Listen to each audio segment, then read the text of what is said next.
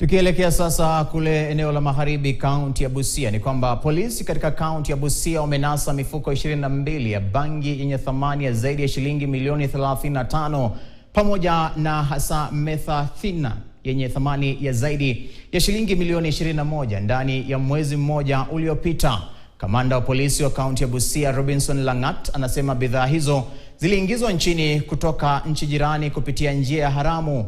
Langat akikashifu ushirikiano kati ya polisi na wananchi, akisema taarifa kutoka kwa umma zimewezesha mamlaka kunasa mihadarati hiyo.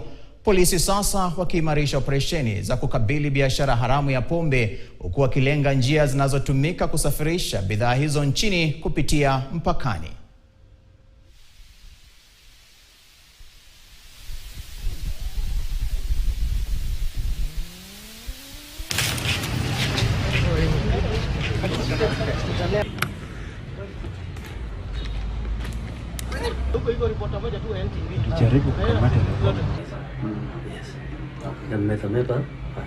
Hii kesi yote tulikuwa na washukiwa ambao walishikwa ambao wako hiyo kesi yote wako before court as we speak now. Tarehe 5 mwezi huu tuliweza kunasa madawa mengine inaitwa methamphetamine ambayo ilikuwa 2.65 kgs with street value of 21,250,000.